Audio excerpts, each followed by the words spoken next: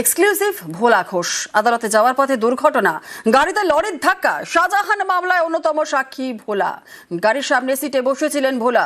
ঘাতক ট্রাকের চালককে চিনে ফেলেন ভোলা। বসিরহাট কোর্টে যাচ্ছিলাম, ট্রেল ছিল, কিন্তু ওই যখনই লরিটা বয়ারমারি ঘোষপাড়া করে আমাদেরকে আসছে তখন ছোলো ছিল, আমার গাড়ি ছোলো ছিল। মোটামুটি গাড়িটা চেয়েছিল যে পুরোটাই তলায় নেবে, হয়তো ঈশ্বর আমাকে বাঁচিয়ে ছেলেটাকে ড্রাইভারকে কেড়ে নিয়েছে। যে গাড়ির ড্রাইভার লরিতে ছিল আপনি তাকে চেনেন? ভালো চিনি, আমি তো অসুস্থ হইনি, আমি জ্ঞান হারাইনি। এই যে সাপোর্ট বেলুন আমাকে বাঁচিয়ে রেখেছে। গাড়ির কোন জায়গায় বসেছিলেন? এই সামনে ছিল ড্রাইভারের পাশে। তারপরে লরিটা যখন এসে মারলো তখন এটা এসে আমার বুকে লাগলো, লেগে ফেটে গেল এয়ারব্যাগটা। ঘাড় ঘুরে দেখি ড্রাইভারও ওই ছেলে ওধারে পড়ে আছে। ছেলে কোন দিকে ছিল? ছেলে ওই ধারে ছিল, ও বাড়ি খেয়ে এধারে চলে এসছে।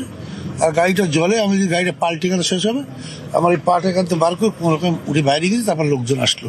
যে লরিটা আহত মানে অ্যাক্সিডেন্ট করলো সেই ড্রাইভারের নাম কি আপনি তো চেনেন বলছেন? ড্রাইভার তো অনেকে চালায়, কিন্তু এটা আলিমুল্লাহকে আমি শিওর দেখেছি। এটা কি মনে হয়, ঘটনাটা কি দুর্ঘটনা? আমাকে মারতে এসেছিল, হ্যাঁ? আমাকে মার্ডার করতে এসেছিল। কেন এসেছিল? ও অনেক সমস্যা আছে, ব্যবসায়ী বা বিভিন্ন কিছু। হ্যাঁ, এটা কি শাহজাহান ঘনিষ্ঠ? একদম শাহজাহানের সাক্ষীতে মূল সাক্ষী মামলায় হওয়ার জন্যই কি আক্রমণ মনে হয়? হতে পারে। জেলে বসেই সাক্ষীকে খুনের ষড়যন্ত্র। শাহজাহান ঘনিষ্ঠ মোসলেম শেখ ও সবিতা রায়ের বিরুদ্ধে সরব ভোলা ঘোষের বড় ছেলে।